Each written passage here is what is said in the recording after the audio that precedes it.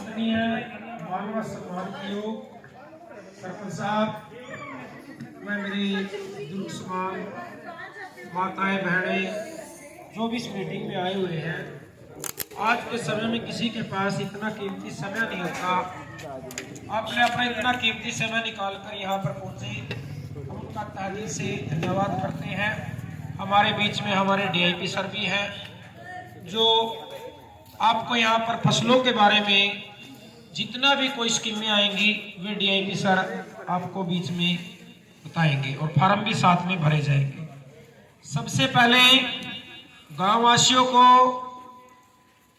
इस चीज के बारे में हम जागरूक करने आए हैं। सबसे पहले उसका पता होना चाहिए मीटिंग चल रही किस लिए है, मीटिंग का क्या महत्व है।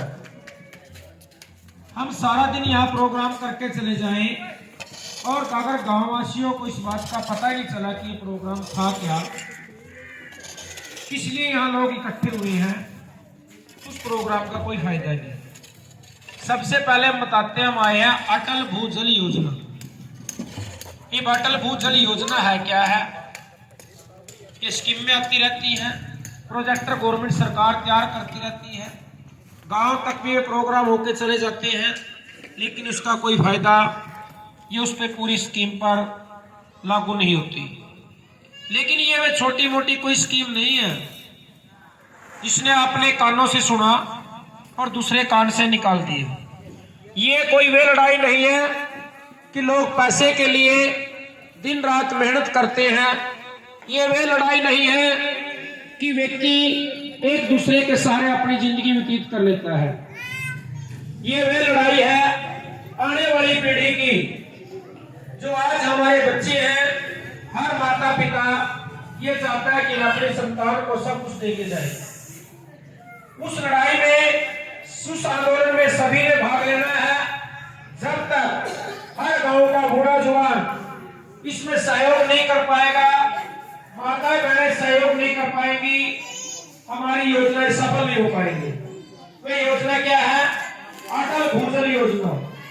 अटल कोई भी व्यक्ति समाज में अच्छा कार्य करता है, उस व्यक्ति के नाम से कोई संस्थाएं चलाई जाती है, कई स्कूल खोले जाते हैं, कई कॉलेज बनवा दिए जाते हैं, कई मंदिर या मस्जिदों में उनके नाम आते हैं। वही आज अटल बिहारी वाजपेयी जो हमारे पूर्व प्रधानमंत्री थे, प्रधानमंत्री श्री नरेंद्र मोदी ने 25 दिसंबर 2019 को स्कीम लागू की गई थी अटल बिहारी जी के नाम से। उनकी 95 जयंती पर शुभ आयोजन पर दिल्ली भवन में इसका निर्माण किया गया। लेकिन आपके गांव में 2 साल बाद ये योजनाएं क्यों आ रही हैं? कोरोना काल जैसी महामारी ने बीच में देश पर अंकुश लगा दिया। जैसे आज मीटिंग में इतने लोग बैठे हैं, आपने सभी ने उसका भुगतान किया, सभी व्यक्तियों ने आर्थिक स्थिति का नुकसान उठाया कि पब्लिक को इकट्ठा न हो पाए। लेकिन फिर भी भारत ने सभी देशों से ज्यादा नुकसान आर्थिक स्थिति से हुआ, पर जान की हानि नहीं होने दी, क्योंकि हमारे देश में हर माताएं बहन, हर व्यक्ति अपना सहयोग करता है और वही सक्सेसफुल हो जाता है जीवन जिसमें हर व्यक्ति भागीदारी होता है। पहले आपने पोलियो की बूंद डाली जाती थी। 20 साल पहले हर गांव में एक अपाहिज बच्चा, हर गांव में 20-20, 30-30 अपाहिज बच्चे मिल जाते थे। लेकिन स्कीमें चलाई गई, पोलियो की बूंद पिलाना। 5 साल तक तो जो हमारी दादियां थी, नानियां थी, वे बोलती थी पहला मारा के बच्चे नहीं सामने किचने बकान लगे, डॉक्टर पोलियो पालिया कुछ नहीं। लेकिन जिन लोगों ने उन दवाइयों का इस्तेमाल किया, उन घरों में, उन गांव में जागरूक हुए लोग, तो वहां पोलियो की जैसी जो बीमारी थी उसको जड़ से खत्म कर दिया। लेकिन जिन गांवों के अंदर, जिन घरों में सास से बहुएं डरती थी और अपने बच्चे को वहां लेकर नहीं जाती थी, उन्होंने उसका भुगतान भुगता। फिर भी गांव में अपाहिज बच्चे होते रहे। लेकिन जब इस प्रक्रिया पर गवर्नमेंट ने इतना जोर लगा दिया कि हर घर में आशा वर्कर, आंगनबाड़ी, हर रेलवे स्टेशन, बस स्टैंड, हर स्थान पर पोलियो की बूंद पिलाई जाती थी। आज हमारे देश में किसी भी गांव में किसी भी कोने में अपाहिज बच्चे पैदा नहीं होते। उसी तरह जो आज स्कीम आई है, यह है जल बचाओ अभियान। जो आने वाली पीढ़ी को अगर हम जल नहीं देके गए तो हमने अपने बच्चों को कुछ नहीं दिया। रहीमन पानी राखिए, बिन पानी सब सूना, मोती गए उभरे, मानुष जैसा चूना। जहां तक मेरी आवाज जा रही है तो हर गांव के बच्चे से बूढ़े जवान तक ये मैसेज दे रहे हैं कि जिस तरह व्यक्ति अपना मान और सम्मान, अपनी इज्जत बचाने के लिए अपनी 7 पीढ़ियों को इज्जत कमा के देके जाता है, उसी तरह पानी का महत्व है। आज ये मेरे सामने यहाँ पर जो मिस्त्री जी कार्य कर रहे हैं, अगर पानी नहीं होगा तो इनका रोजगार खत्म। घर में अगर पानी नहीं होगा, भोजन नहीं बनेगा। किसानों के पास पानी नहीं होगा तो अनाज नहीं होगा। इसलिए पानी का महत्व इतना है कि आपने उसको बचा के रखना है। मैं आपको याद दिला देता हूं कि पानी में कितना % हमारे पास पानी है। वैसे हमारे देश में, विश्व में पानी की कोई कमी नहीं है, लेकिन वह पानी खारा है।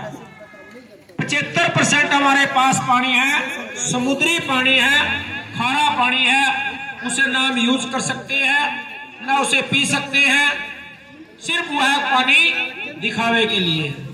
हमारे पास पीने योग्य पानी है 0.6% इंडिया के अंदर।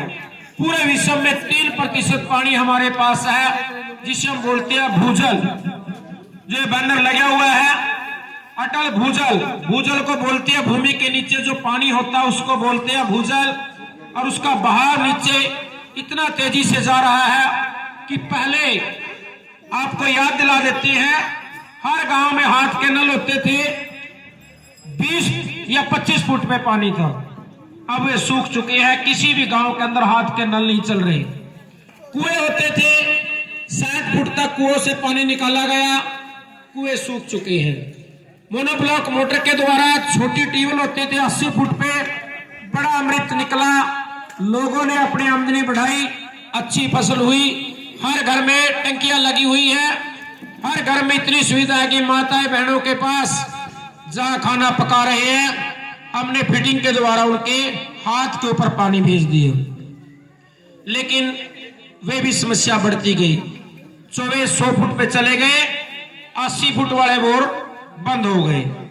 फिर अब समर्सिबल चले हुए हैं, 25 या 30 या 35 या 40 की मोटर डाल के हम पानी निकाल रहे हैं। बड़े खुश हो रहे हैं कि कोई दिक्कत नहीं, पानी ऐसे ही मिलता रहेगा। पानी ऐसे नहीं मिलेगा। अगर आप मुंबई और चेन्नई जैसे शहर की बात करें, आज वहां पर लोग 1 महीने में 50,000 रुपए कमा रहे हैं, तो पानी ट्रेनों के द्वारा गवर्नमेंट सरकार दूसरे स्थान से वहां भेज रही है। 40,000 रुपए का उन्होंने पानी मोल लेना पड़ता है, बचा 10,000 रुपए। 10,000 में रोटी, कपड़ा और मकान बनाना है, वही आर्थिक स्थिति वहीं आ जाती है। अगर किसी को ये लगता है कि मैं झूठ बोल रहा हूं, मैप पे आप चेक कर सकते हो, फरा, आगरा, इन इलाकों में बिल्कुल पानी की लत है, जहां पर पाउच या बोतलों में 20 रुपए की बोतल से पानी आपको लेना पड़ता है।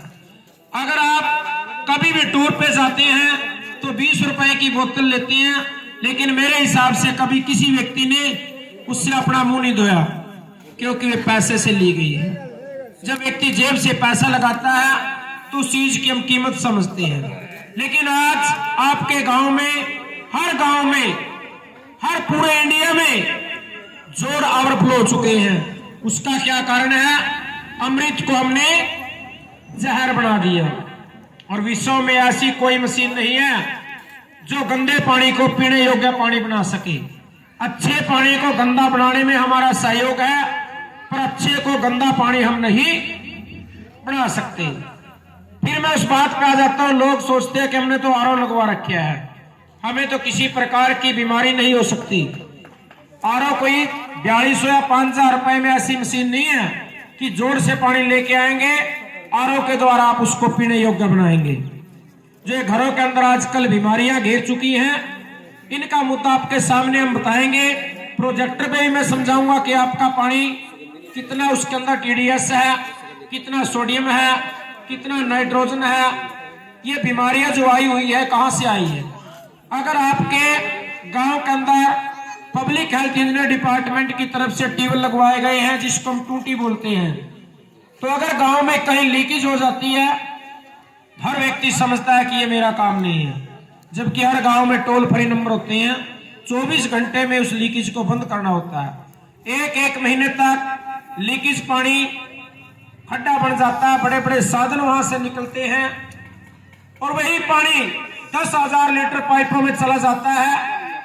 हर घर में वे गंदा पानी पहुंचता है और उसे हम पी रहे हैं।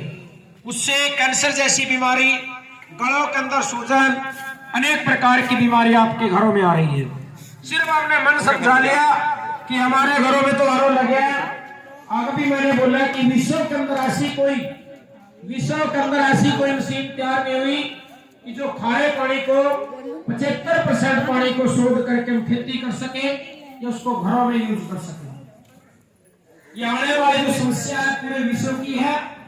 जब भी कभी विश्व युद्ध होगा तो वह पानी पर होगा।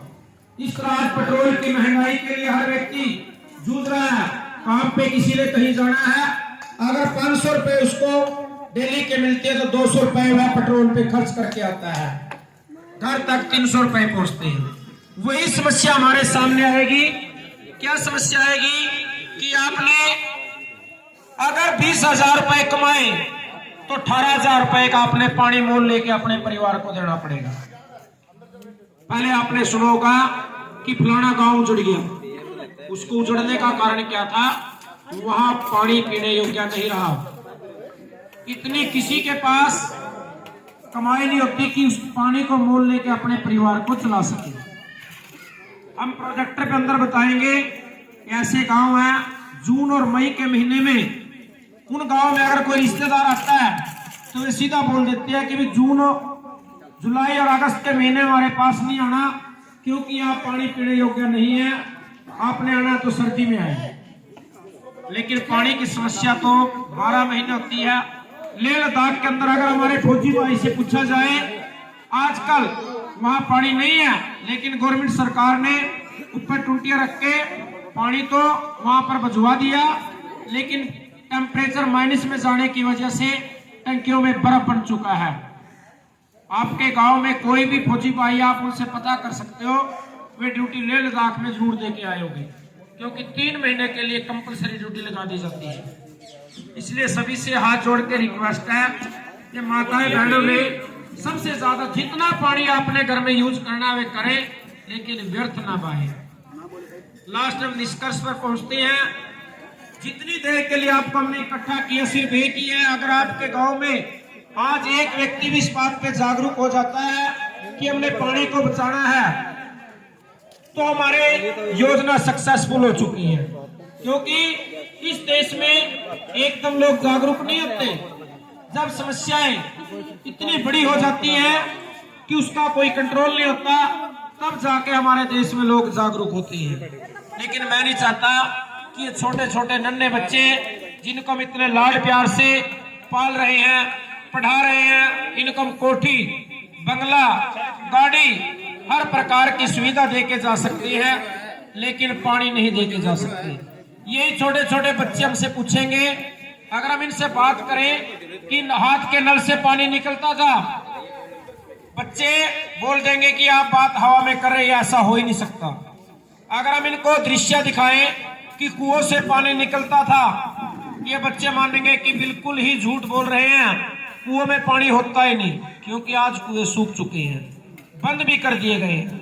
अगर हम बोले कि ऐसा समय था कि ऊपर मोटर ऊपर रखी होती थी, 5 फुट पे ही होती थी छोटी छोटी, आप में से यहाँ कुछ किसान या कोई मजदूर बैठा है जिसने खेती की है, कुओं के अंदर जब 60 फुट अंदर मोनोब्लॉक मोटर थी तो वे हवा लेती थी, अंदर जाके हवा काट के फिर पानी बाहर निकालना पड़ता था।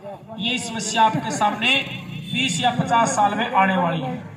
जिस इलाके में बैठे हैं यहाँ स्वर्ग है, इसको आपने स्वर्ग ही बना के रखना है। जहाँ पर पानी पीने योग्य है वहाँ आप स्वर्ग नगरी मानिए। लेकिन इसको ऐसे बहाव करते चले गए आप, इसका बहाव जोड़ों में होता चला गया। अभी तो मैंने बताया था कि व्यक्ति की जेब में अगर 100 रुपए हैं तो उसी के हिसाब से वह खर्चा करता है। हमारे पास 25 पैसे भी पानी नहीं है, 0.6% पीने योग्य पानी है, और जिसमें सिर्फ खेती भी करनी है और घर में हमने उसको यूज भी करना है। ये मेरी माताएं बहनें को मैं समझाना चाहता हूं कि घर में 3 दिन के लिए पानी ना पहुंचे, अकाल आ जाएगा। चीनी ना पहुंचे कोई बात नहीं, पड़ोसिया का जाएगा पी लेंगे साहब। पानी नहीं आया ना तो आपको पता चलेगा कि रसोई में बिना पानी कैसे काम चलता है। जो बर्तन है टिब्बा लग जाएगा, कपड़े धोने के लिए टिब्बा लग जाएगा वहां। जो बच्चे स्कूलों में जा रहे हैं, स्कूल में नहीं कोई जाएगा बिना नहाए धोए। जो घर से कमा के लेके आता है, मेन मुखी होता है, वे चला जाएगा, लेकिन 2 दिन बाद वे भी नहीं जाएगा, क्योंकि जब तक हमारे शरीर में पानी पीने योग्य नहीं है, स्नान नहीं करके आएंगे तो सारा दिन व्यक्ति के अंदर सुस्ती बनी रहती है। जो व्यक्ति डेली काम पे जाता है सबसे पहले वह नहा के चलता है, क्योंकि शरीर को सबसे पहले हर जगह पानी की जरूरत होती है। मैं यही चाहता हूं कि एक गांव में हर व्यक्ति जागरूक होगा तो ही जाके हम आने वाली अपनी पीढ़ी को पानी दे पाएंगे, छोटे छोटे बच्चों को कुछ दे पाएंगे। सभी से हमारा हाथ जोड़ के रिक्वेस्ट है कि आपने पानी को बचाना है और आने वाली पीढ़ी को देके जाना है।